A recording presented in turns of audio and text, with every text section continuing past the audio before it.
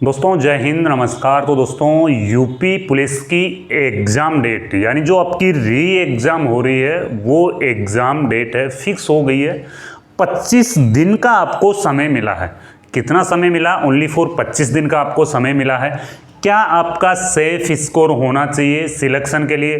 क्योंकि जो पहले एग्ज़ाम हुआ था उसको रिजेक्ट किया गया, अब दोबारा री एग्ज़ाम करवाया जा रहा है, दोबारा री एग्ज़ाम कंडक्ट करवाया जा रहा है। तो कितना कुछ कंपटीशन बढ़ा है यहाँ पे अपन बात करेंगे, कितना कुछ कंपटीशन बढ़ा है या नहीं बढ़ा है।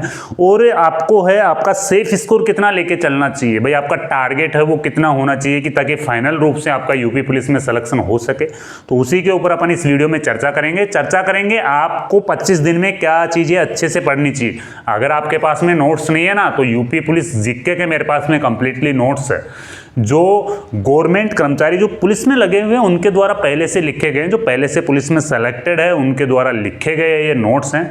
शॉर्ट नोट्स आपको मिलेंगे दोस्तों, एक सब्जेक्ट की पीडीएफ ओनली फॉर 10 रुपये में मिलेगी। तो आप जो मैं आपको व्हाट्सअप नंबर दे रहा हूँ 9680662076, ये वाले मेरे व्हाट्सअप नंबर है। इन पे आपको यूपी पुलिस लिख के भेजना है, आपको नोट्स है वो मिनिमम प्राइस में मिल जाएंगे।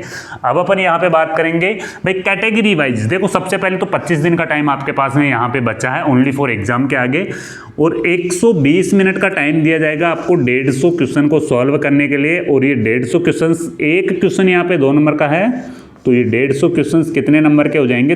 300 नंबर के ये क्वेश्चन हो जाएंगे। अब 300 नंबर में से आपको कितना टारगेट रखना चाहिए ताकि आप फाइनल मेरिट तक है वो पहुंच सको। अगर अपन कैटेगरी वाइज बात करते हैं ना, जनरल, मेल और फीमेल, पुरुष और महिला दोनों की बात करेंगे अपन, जनरल कैटेगरी की बात करते हैं, तो आपको आपका टारगेट है वो 205 से 210 के बीच में रखना चाहिए, क्योंकि ये एक सेफ स्कोर आ जाएगा। यहाँ तक अगर आप कवर कर लोगे ना तो आपको कोई चैलेंज भी नहीं कर पाएगा।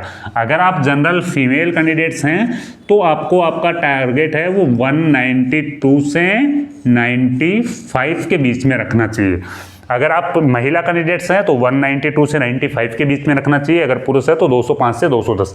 ईडब्ल्यूएस कैटेगरी की अगर अपन यहाँ पे बात करते हैं तो आपका टारगेट है वो 200 प्लस होना चाहिए। 200 प्लस तक अगर आप टारगेट करोगे तो ईडब्ल्यूएस में आपका एक अच्छा स्कोर हो जाएगा और फाइनल मेरिट तक पहुंचने की इसमें पूरी प्रोबेबिलिटी रहेगी, पूरी संभावना रहेगी। अगर ईडब्ल्यूएस महिला की बात करते हैं तो 175 प्लस का अगर आप टारगेट लेके चलोगे तो इजी वे में आपका सिलेक्शन होने की संभावना रहेगी। ओबीसी की बात करते हैं तो 198 से 205 के बीच में आपको टारगेट रखना चाहिए। कितना टारगेट रखना चाहिए? 198 से 205 के बीच में आपको टारगेट रखना चाहिए। वहीं ओबीसी फीमेल 195। ऐसा क्यों सर? ईडब्ल्यूएस से और जनरल से भी ज़्यादा जाएगी क्या? संभावना यही है, पिछली यूपी पुलिस में यही हुआ था। ओबीसी की जो कट ऑफ रही थी ना फीमेल की, वो काफ़ी टॉप कट ऑफ रही थी। तो ओबीसी फीमेल है वो आपका अच्छा आपको टारगेट है वो स्कोर करना है। एससी कैटेगरी की अगर अपन बात करते हैं तो 190 के आसपास में आपकी कट ऑफ है वो यहाँ पे रहने वाली है, या 190 नहीं तो 185 के आसपास में क्या कट ऑफ रह सकती है? 185 के आसपास में यहाँ पे आपकी कट ऑफ है वो रहने वाली है।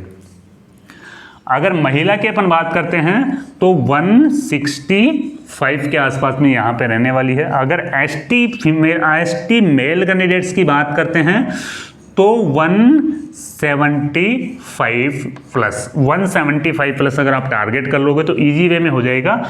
और यहाँ की अगर अपन बात करते हैं तो 155 प्लस।